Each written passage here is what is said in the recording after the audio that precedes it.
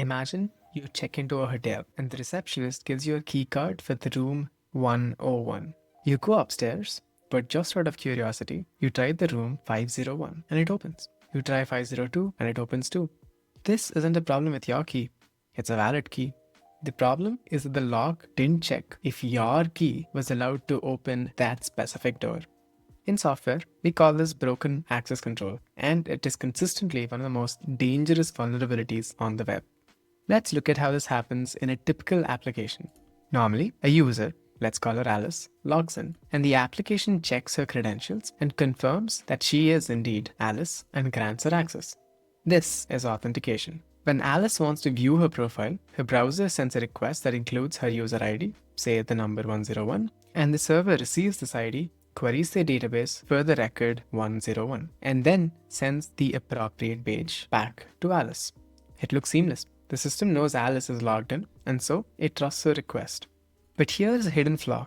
The server is trusting the request, not the permissions. Bob is also a valid user, but Bob is also curious. He logs in and gets his own session. He looks at the URL in his browser and sees 501 and changes it to 101, which happens to be Alice's ID.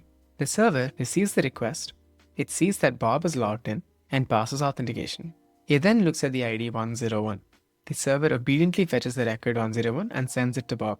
Bob just accessed Alice's private data without hacking a password or stealing a token. He simply asked for it and the server didn't say no. So, why did this happen? It's because the application confused authentication with authorization. Authentication asks, "Who are you?" The system knew it was Bob. Authorization asks, "Are you allowed to do this?" Our system never asked this question. It assumed that because Bob could log in, he could access any object he requested. The specific flavor of broken access control is often called insecure direct object reference, or IDOR. But the root cause is always the same: failure to enforce policy on the server side. With those fundamentals out of the way, let's now look at Python Flask application. The vulnerable code checks if a user is logged in with an if function to ensure that the user is in session. That's authentication. But then it queries the database for any user ID regardless of ownership. The line user ID equals user ID fetches the record, but there's no check comparing the logged in user to the requested user. An attacker logs in as themselves, then changes the user ID in the URL to target someone else's profile. In the secure variant of this, we see a Python decorator pattern called require ownership. A decorator wraps the root handler and runs authorization checks before the handler executes. Then, we also check if the session that this user has logged in from matches the user themselves. If they match, we allow the request to proceed. If not, we return a 4 or 3 forbidden error. The beauty of this pattern is that if you write this decorator once, you can apply it multiple times to every root afterwards. Every root that creates ownership verification gets the same protection, and you can't accidentally skip it. This is how you scale authorization across an entire application. The business impact of something like this is quite disastrous.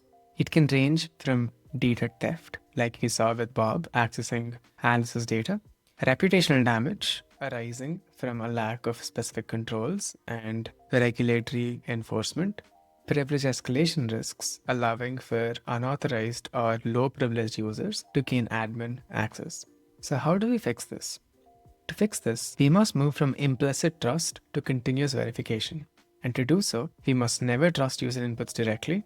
We must always check ownership and ensure that we're following the principle of least privilege, enforce per request ownership and authorization checks. And every time a user request comes in, we must ask the question, does the logged in user own the record that they are requesting for? And finally, if there is no explicit rule saying yes, then the answer must be no, or in short, default deny. Only when these checks are in place is your hotel door truly locked.